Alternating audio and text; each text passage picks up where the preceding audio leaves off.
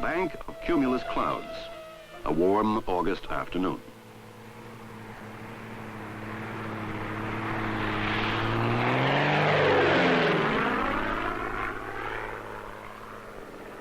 For this cloud, it looks like it's sitting right over Combination, the old Combination. This plane, operating from a weather research base in Montana, is about to perform an experiment on a cloud. The only one of any consequence around. Its shadow is just now, looks like a shadow is over Site 5. It used to be a shrewd observation that everybody talks about the weather, but nobody does anything about it. It's no longer true.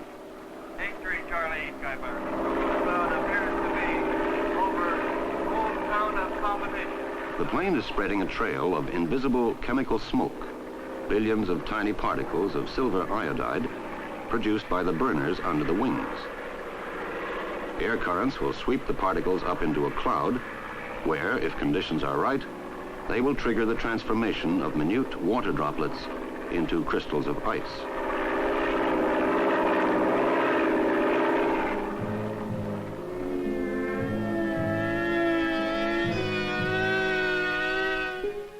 In the dry air of this afternoon, with a cloud as small as this one, the crystals are blown away by the wind like dust before a broom.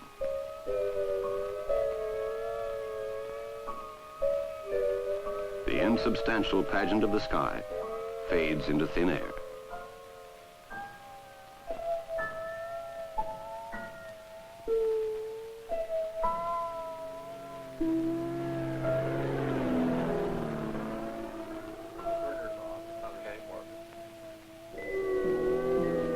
We have learned a great deal about the atmosphere we live in. The camera, speeding up the movement in the sky above, reveals restless forces.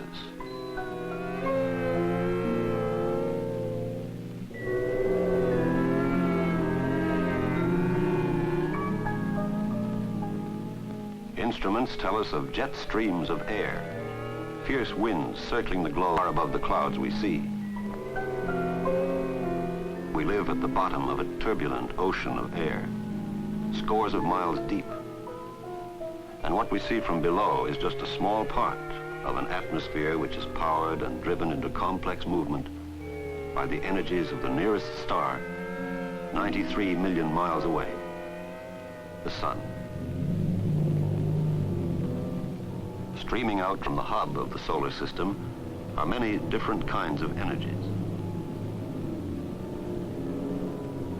Sometimes, when there are solar storms, its own gaseous substance is ejected into space as clouds of particles.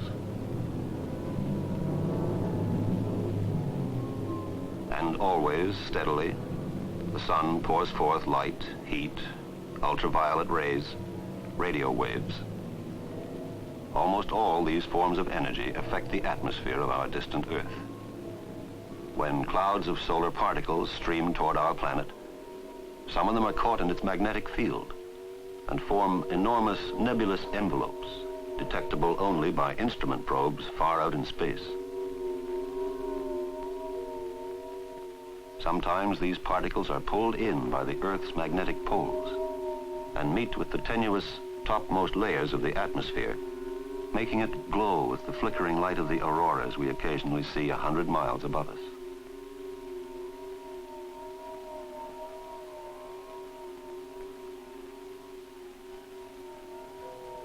Below the auroras, the Earth's thickening atmosphere becomes a shield under which human life can flourish. In this cushion of air, every day hundreds of tons of meteoric debris burn up by friction before reaching the Earth.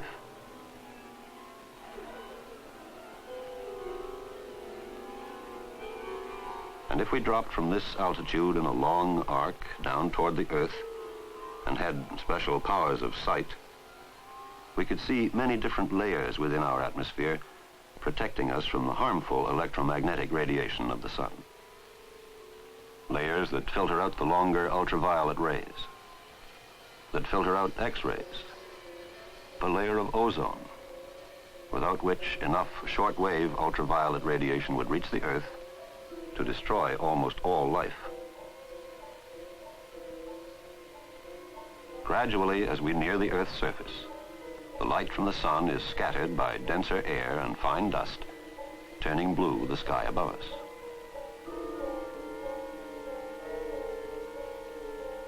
Of all the energy the atmosphere receives from the sun on a clear day, about 2/3 gets through to shine on the lands and seas of Earth.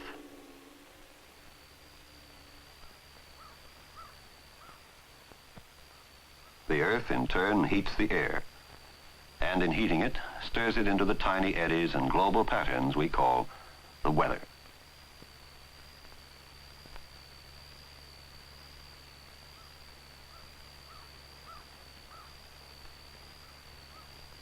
All creatures in time have learned to adapt somehow to the Earth's enormous range of heat and cold and wet and dry. Through clothing and shelter, we make our compromises with the weather, not always with success.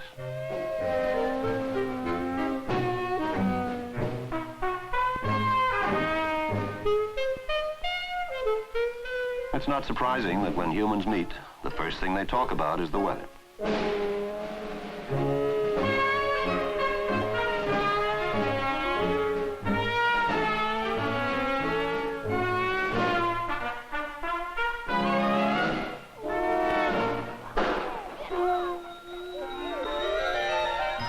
The joy of a crisp and sparkling winter day. The inconvenience it sometimes causes us.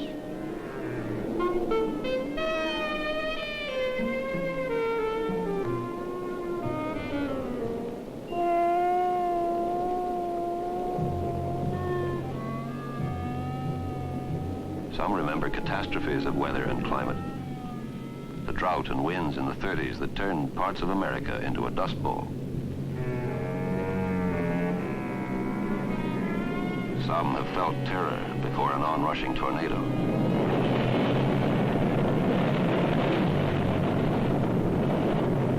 Many have cringed before the onslaught of a hurricane.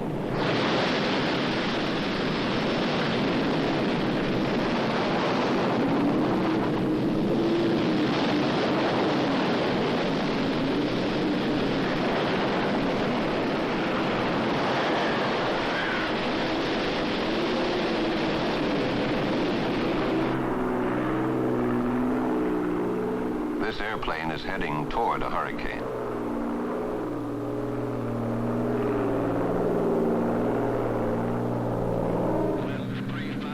Its crew of weather technicians are members of the Hurricane Hunter Squadron of the U.S. Navy.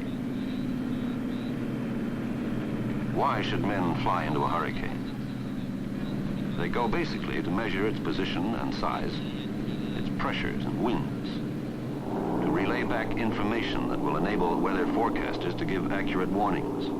For the most immediate function of meteorology is to predict, to tell us tomorrow will be a lovely day for a picnic, to give advice that will save $1 million crop, to broadcast a warning that will save 1,000 lives. On the radar screen, the coming hurricane is seen as a twisting spiral driven by ferocious winds. Their mission, to break through the core of the storm to its center, the eye.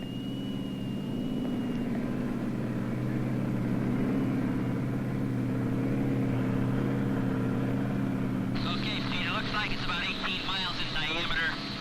The tops go up to 47,000.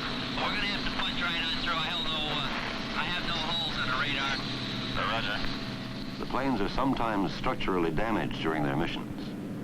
To date, only one crew has been lost.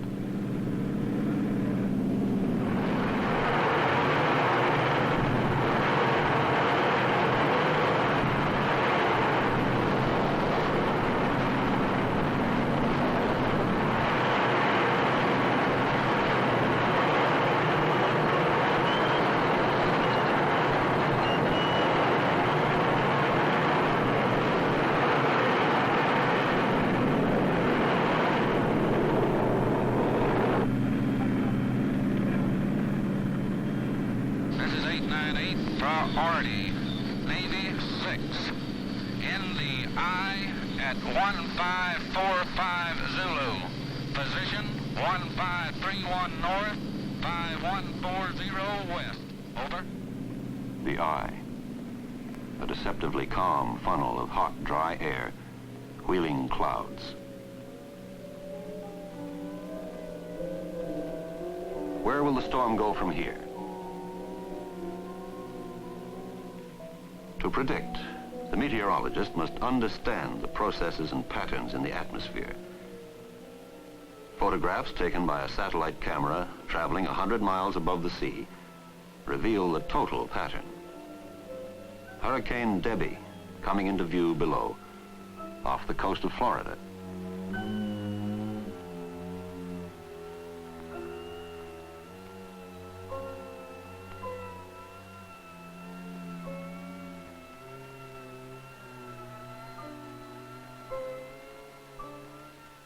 But a great hurricane is only a small part of the constantly changing patterns formed by enormous energies in interplay in the atmosphere. After passing the outer rim of the hurricane, only a few minutes by space camera, moist tropical air moving over a vast, cool ocean current is producing a solid white bank of cloud and fog.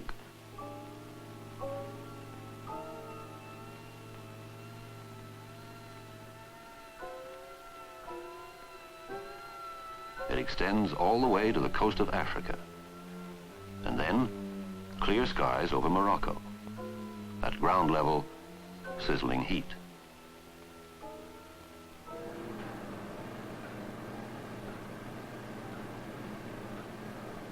Atmospheric scientists are gaining a more precise understanding of the causes of these phenomena. Here, for example, they are artificially creating global weather patterns for study. What they call familiarly the dishpan is a flattened model of the northern hemisphere. Ice is placed in the center core to simulate the pole. The heated outer rim is the equator. When dye is dropped into the water between and the pan rotated as our Earth rotates, patterns emerge.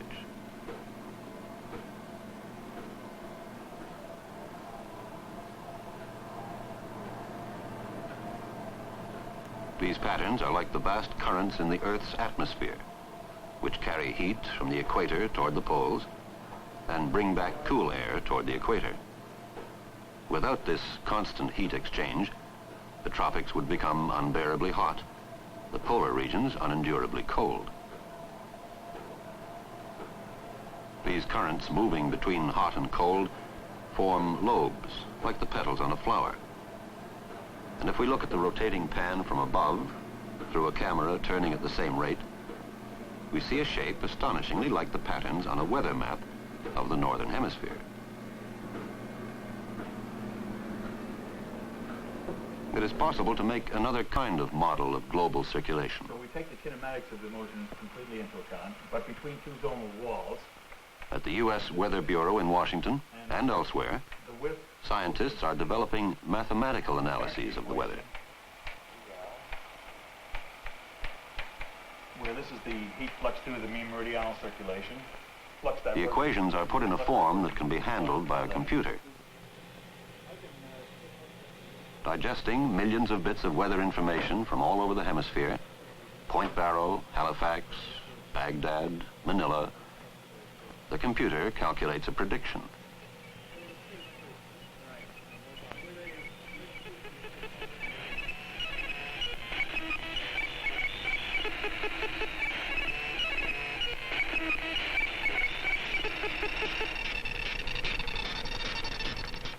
The mathematical prediction of weather is now routine. The contours printed out by the computer are translated into the familiar wavy lines and bulges we see in the daily weather map. As men have come to a deeper understanding of the forces of the atmosphere, it was inevitable that some should dream of changing it.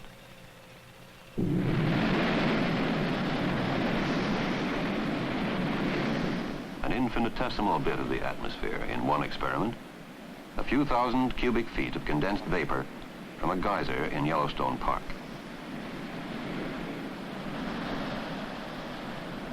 Temperature 20 below zero. They have suspended in the geyser cloud a balloon supporting a string impregnated with a special explosive.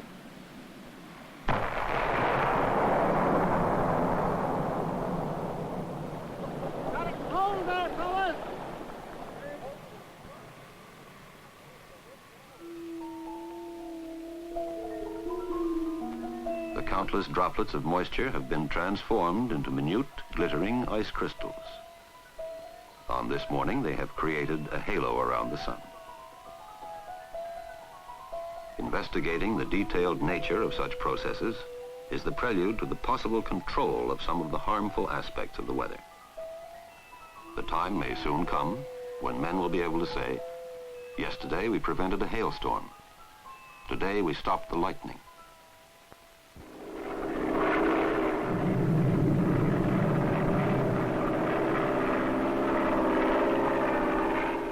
By means of cloud seeding, atmospheric scientists are trying to find out if rain can be brought on prematurely in the clouds of a threatening thunderstorm. If it can, it might also be possible to reduce the destructive lightning discharges at the height of the storm. Would you stay on the field, please? Give us a field reading. We have personnel wandering around outside. Over. The field is now approaching 100 volts per centimeter. All personnel should be warned to be under the lightning protection system from now on for the storm. Over. Roger. Personnel coming inside under protection. Over.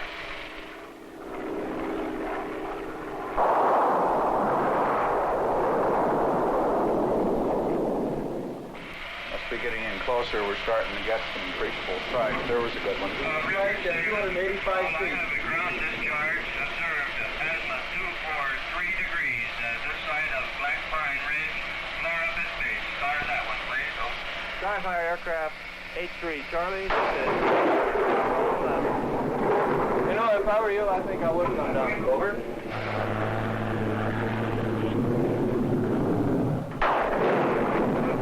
Records are kept of the frequency and types of lightning strokes, of seeded and unseeded storms. Statistical analysis will tell if any significant modification has taken place. 89, that was a big one. Record, this is control. We need to make an adjustment on our RHI video. Can you give us a field reading, please? Over. Field rating is now 30 volts per centimeter. Rising. Is rising. Is safe for limited activity in the area. Okay, Bill, go ahead. Roger, limited activity. He's going out to adjust now.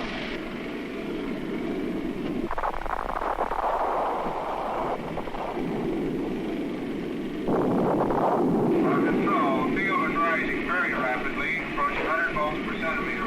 Suggest all personnel be under cover. Hurry up, Bill. He's building again.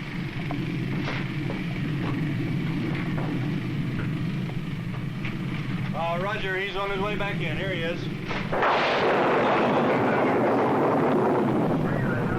Visual strike at coordinates 335. Very close to site 1. Over. Roger, we felt it. Oh, that last one was a big one. Snow and ice research in the Antarctic, air pollution work in England, arid climate research in Africa. The atmosphere is being studied all over the world, and we are gradually learning the true nature of the forces which surround us. As men continue to explore space, they may find no treasure anywhere like their own earthly environment, their atmosphere, their earthly weather, or a more beautiful, complex, and fascinating interplay of natural phenomena.